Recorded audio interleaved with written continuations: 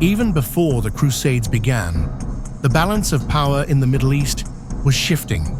632 to 750 Islamic conquests, Muslim armies rapidly expanded into Syria, Egypt, and North Africa. 638, Jerusalem fell to the Rashidun Caliphate, Caliph Umar. Christians continued to live in the city, but paid taxes and had restrictions. This was not yet the cause of the Crusade, but it set the stage. This is the true trigger behind the First Crusade. August 26, 1071. Battle of Manzikert Byzantine Empire vs. Seljuk Turks, Sultan Alp Arslan. Result: catastrophic Byzantine defeat. Emperor Romanos IV Diogenes was captured. Anatolia, the heartland of Byzantium, collapsed into chaos.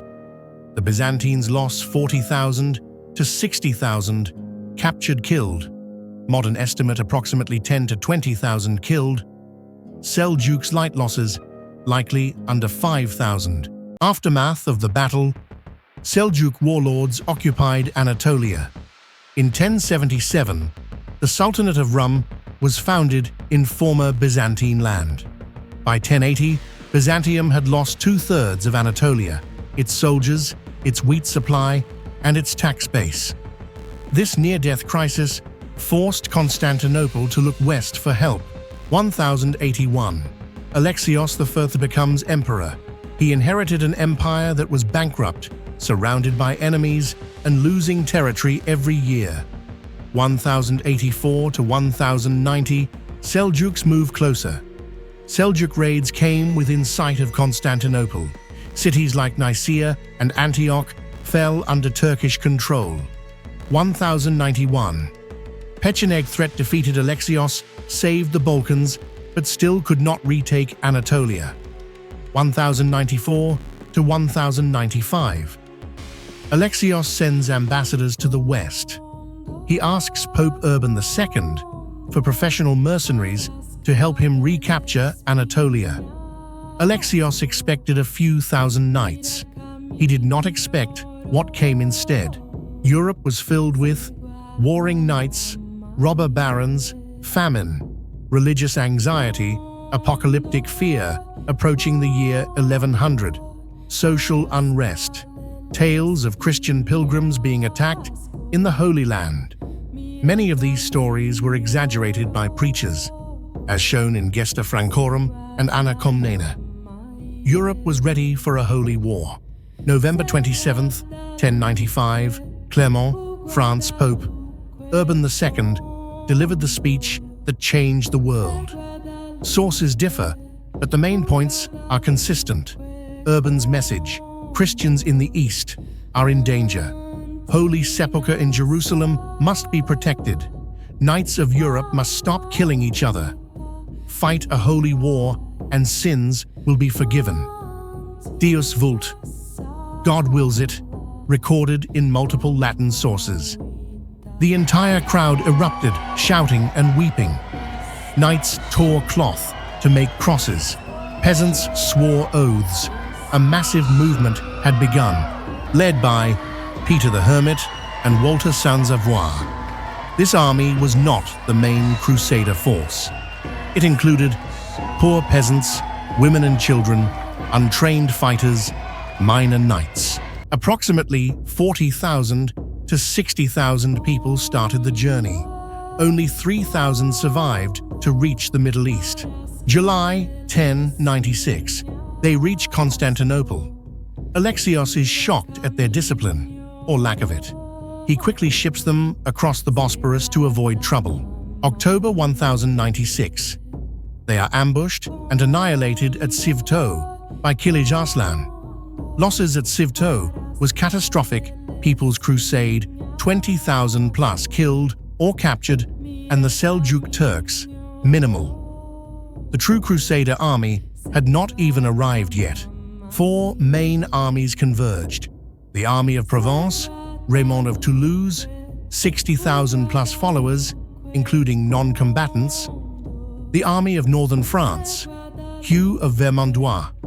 The Norman Northern Army, Robert of Normandy, Stephen of Blois, the southern Italian Normans, Bohemond and Tancred, the Lotharingians, Godfrey of Bouillon, arguably the largest professional force. All arrive in Constantinople, late 1096, April 1097. Alexios makes them swear oaths to return conquered Byzantine land. The Crusader armies crossed the Bosporus and advanced toward Nicaea, the first major stronghold of the Seljuk Turks. The city stood behind tall walls and deep waters. For weeks, the Crusaders battered its defenses, while Byzantine ships quietly slipped behind the lake to cut off supplies. Surrounded by land and water, Nicaea could no longer hold.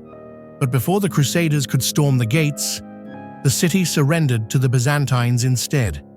A victory, yet a bitter one. As the armies marched east, they were ambushed near Dorylaeum by swift Seljuk horse archers.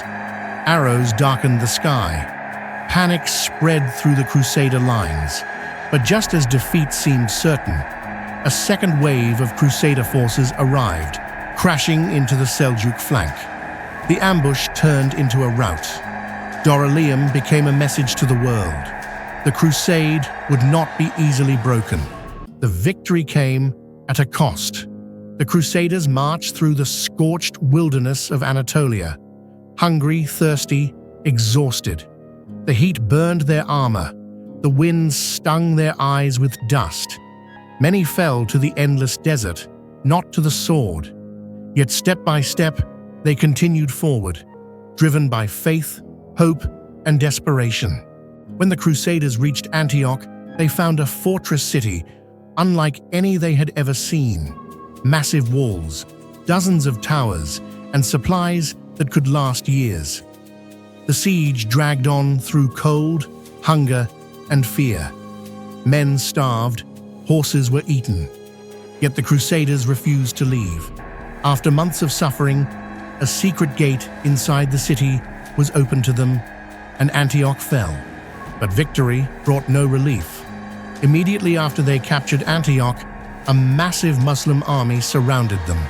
Trapped inside the same walls they had just taken, morale collapsed. Then a monk claimed to have discovered the Holy Lance, the spear said to have pierced Christ's side. To many starving Crusaders, this relic became hope, a sign they were destined to survive.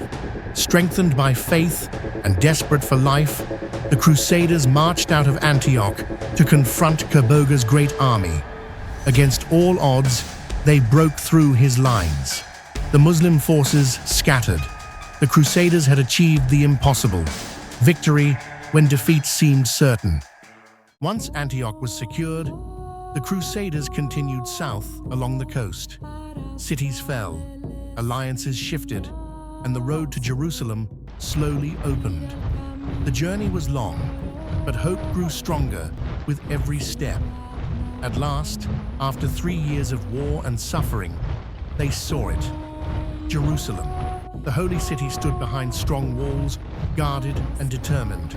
The Crusaders built siege towers, rolled them forward, and fought with fire and steel. After days of brutal combat, they breached the defenses. Jerusalem fell. The fall of Jerusalem brought chaos and bloodshed. Thousands died in the streets. The city's capture was remembered not only for victory, but for tragedy, a wound history would never fully forget. With the holy city under their control, the Crusaders established new states, kingdoms that would shape the next 2 centuries of conflict and faith. The First Crusade had succeeded, but it left behind a world forever changed. And so ends the first chapter of this unforgettable journey. From the call of Pope Urban, to the deserts of Anatolia, to the walls of Jerusalem itself. The First Crusade reshaped kingdoms, changed the fate of nations, and left a legacy that echoes across centuries. If you enjoyed this episode, please give the video a like, share your thoughts or theories in the comments, and make sure to subscribe so you don't miss episode 2. where we explore the rise of the Crusader kingdoms and the battles, alliances, and betrayals that followed. Thank you for watching. I am the History Lantern, and I'll see you in the next chapter.